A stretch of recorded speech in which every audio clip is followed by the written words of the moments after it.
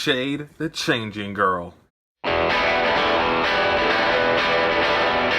So Young Animal continues its really strong start with its second comic in the imprint, which is Shade the Changing Girl.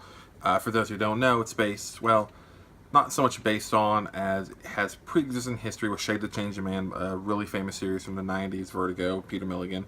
It's an incredible run. If you've never read any of that run, go pick it up. It's one of the top 10 Vertigo books, and that's saying a lot because Vertigo, especially in the 90s, had some seriously amazing stuff that's common knowledge pretty much if you're a comics fan of any kind. Vertigo 90s for writers was the shit. And Young Animal is bringing a lot of that style back. This book was much darker and more adult-oriented than I thought. Well, I don't like saying adult-oriented. It dealt with a lot of real-world themes in very surreal ways. And that's, I think, its biggest strength and its biggest detractor. I guess distractor kind of works too.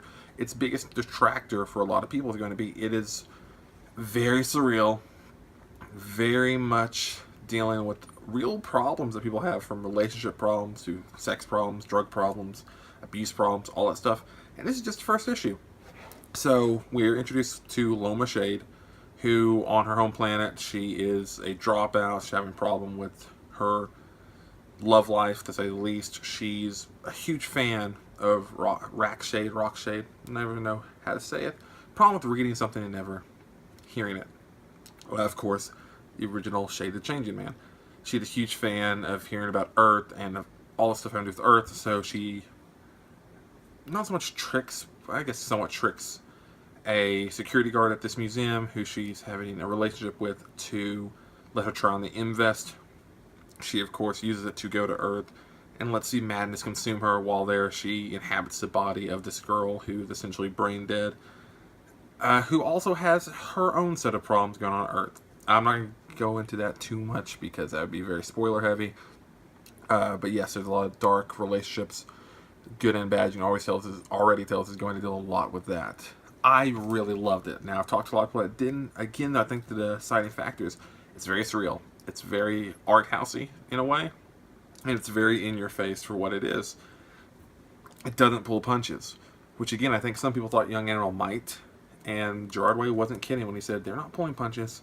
This is to the gut. This is art, and this is comics in the best way.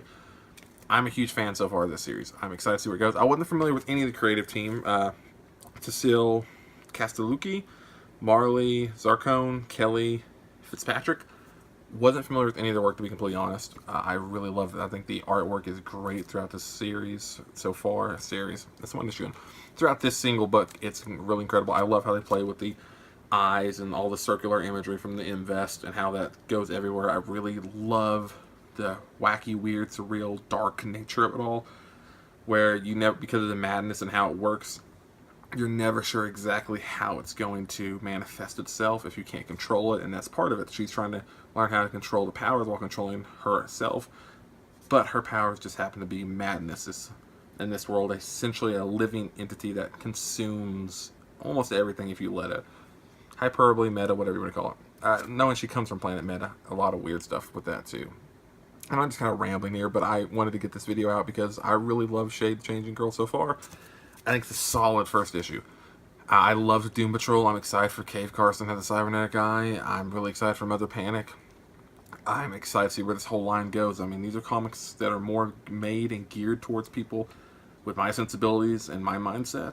But I do think there is something there for people who haven't really experienced these kind of comics before. If you haven't read 90s Vertigo or any Dark Horse stuff from a certain time period, or even any like indie books, it captures a lot of those elements, so it puts it into a more modern superhero tale so far. Yeah, I would highly recommend at least checking out the first issue, and hopefully you'll like it. Tell me what you think of it.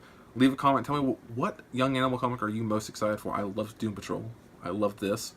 I told you the next two I'm very excited about. Cave Carson and Mother Panic I'm really excited about because I have no clue what to expect from those. With Shade and Doom Patrol I had an idea. Those I don't. So let me know what you're thinking about the entire line, what you're excited for, what you're not excited for, and what you thought of this. I'm genuinely curious. Until then, I'll see you guys in another review or video.